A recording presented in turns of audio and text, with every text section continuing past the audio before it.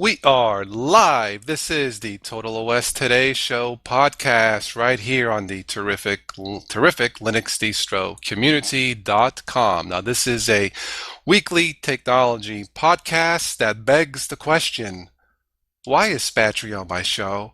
Oh, that's right. It is news and nonsense. Hi, Spatry. That's right! You're listening to yet another fabulous Sunday night news and nonsense. And it's probably going to be more nonsense than news tonight. Hey, Total S today?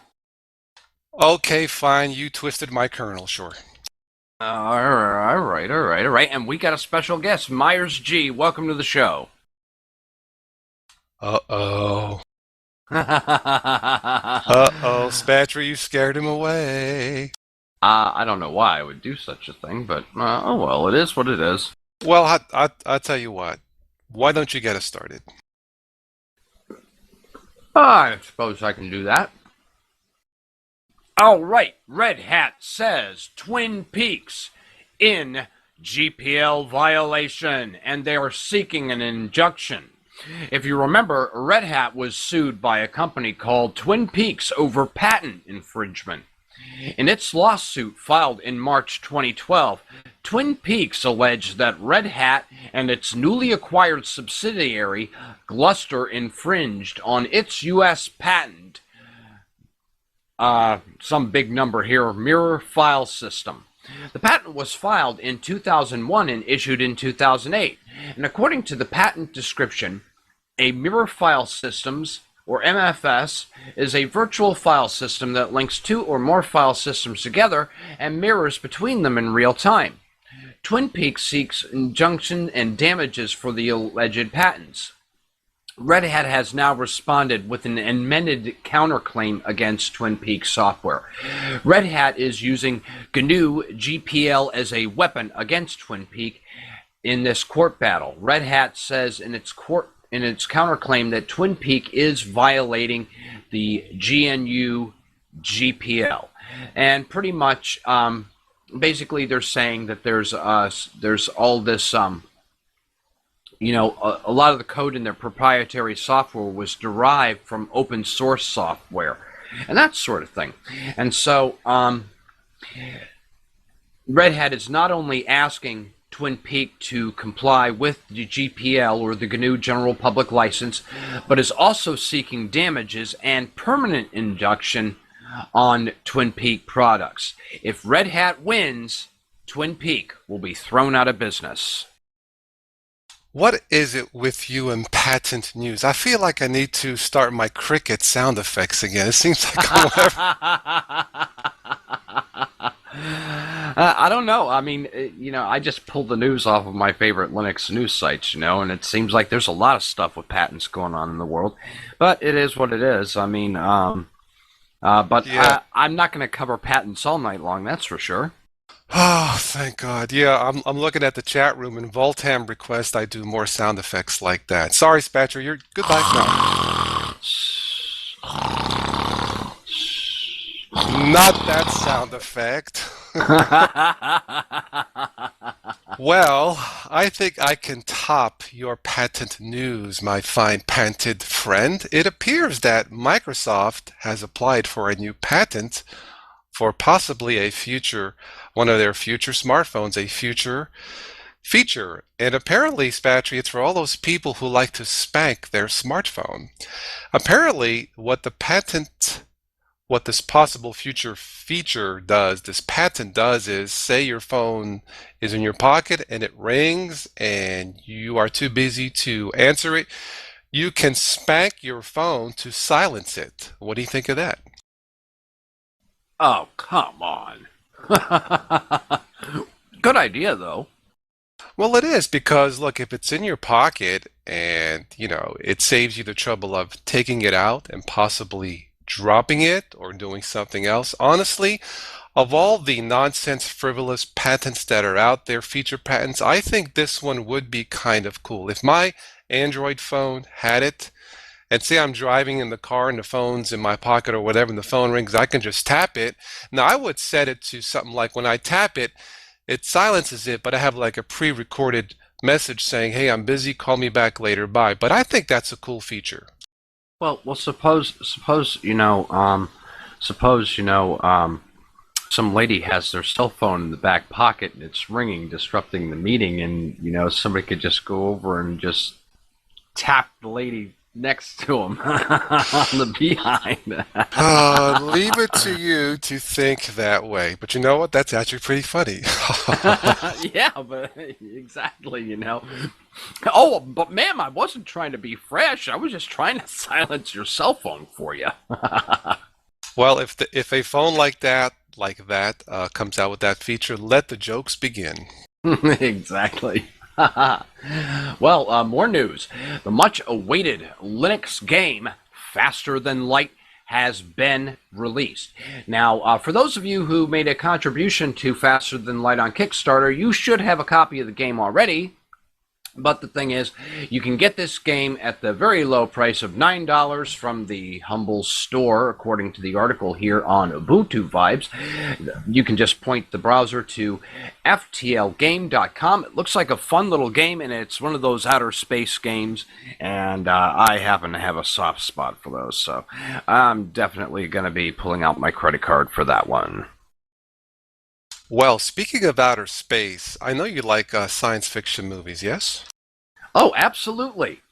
Well, I just got word this morning that the sequel to the Star Trek reboot, a couple years ago, which by the way was a terrific flick, Yes, yes. they can't really call it Star Trek 2 because there was an original Star Trek 2, but I believe the new one, which they're filming now to be released next summer, I believe it's called Star Trek Into Darkness. Now, talk about a dark title. Does that mean that the Enterprise and its crew is in the dark and has no clue like of where to go? Is it going to be more like shooting in this movie? But it's the sequel from the official title. From what I got, I just thought I would let the Star Trek fans know. Star Trek Into Darkness. Well, you'll remember from the last from the new installment that was released. They pretty much blew the entire timeline out of the water. So now they've pretty much taken Star Trek and made it completely fresh. So now they can pretty much do anything they want to. Planet Vulcan's not around anymore, so now and different things. Well, I don't want to spoil it for all you people who haven't seen it, but yeah.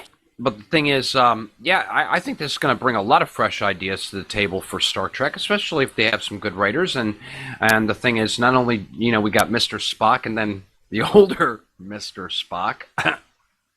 That's kind of breaking the Well, space-time it continuum is here. science fiction. I Yeah, stress the word fiction, but hey, you know what? I'm sure it'll be fine, and I am looking forward to it.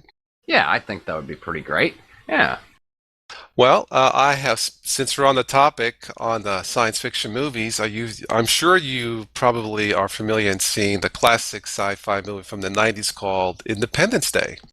There is going to be apparently two sequels, Patrick. Now, they have been talking about sequels for years, but apparently the star of the show, I believe it's Will Smith, Yeah. well, he was asking $50 million. That's 50. And now apparently he needed that salary to pay for his new Nikes. Oh gosh, are we going back on that shoe story you brought up about a No, week no, or no, two no, ago? no. No, I won't. I just thought I would toss in that joke, but they have a title for the sequel. Now, this I don't understand this, but they're working on two sequels, so it's going to be called ID Forever Part One and ID Forever Part Two. Now, my joke is, or my thinking is, how many Forevers freaking are there? Yeah. I don't know about that one.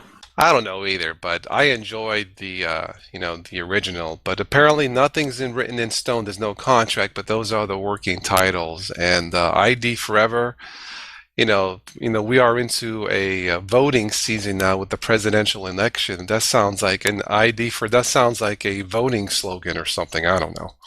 Yeah. Well, hey, more power to them. Looks like Myers is in the house. You here? Yeah, I'm here. What you got? It is on Intel's Clover Trail. It's a new upcoming version of the low-powered Atom processor that's intended specifically for use in tablets. The Clover Trail will be a Windows 8 chip and cannot run Linux. It was reported in July that the company had no plans to support Android to work on Clover Trail tablets. It is though possible that the Linux kernel doesn't conform to the requirements of the new chip's power management technologies, but they gave no reason for not supporting Linux. Boo! Well, guess what? If it becomes popular enough and people go out and buy these things in droves, I'm willing to bet that the kernel developers are going to step up to the plate and get some support for it. I mean, come on, folks. Linux runs on more devices out there than anything Windows can run on. I mean, you have I can't even name all the architectures that are available, but Linux runs on so many of them. It's more so, than yeah. one. Yes, more than one. Yeah. Yeah, I mean, it goes beyond, they have, and just to name a few off the top of my head, you've got it'll run on Macs, it'll run on ARM, it'll run on Spark, whatever that platform is. I've seen it before anyway. And there are tons of other ones that Linux runs natively on, so it wouldn't surprise me in the least. Yeah, they may release a piece of hardware that they're not going to provide any Linux support for, but the thing is, given time, it will. Well, I have some more nonsense news, but before I do that, you mentioned about gaming. We are almost into the pre-holiday season shopping already. I guess Nintendo's coming out with the next generation Wii called the Wii U.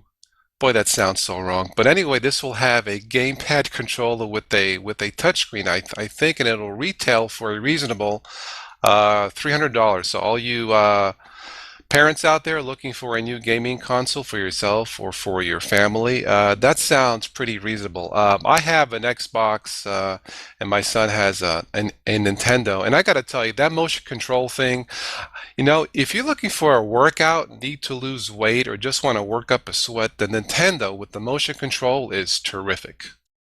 Maybe they should call it the PU if it doesn't sell very well.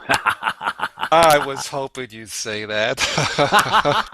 You knew that was coming. Come on. Surprise. No, but the Nintendo makes a good product. I've done the boxing stuff with my boy and baseball. And you know what? It's not high def, at least not the original, but it is so fun. It's family friendly. It's terrific.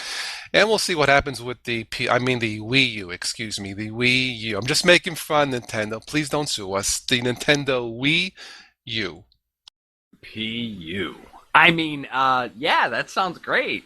Oh, shut up already. Well, guess what, kiddies? Spatry's Cup of Linux is 1 year old, and Spatry is going to be celebrating this year his 1 year anniversary by creating a full and comprehensive bootcamp series on Ubuntu Precise Penguin. Everything you want to know about Ubuntu will be covered in this series, and I'm planning a minimum of 15 episodes. But we may get a little bit further. I am going to get detailed, and Alan Pope himself even challenged me not to use the command line in this series. I don't know about that one. We'll see.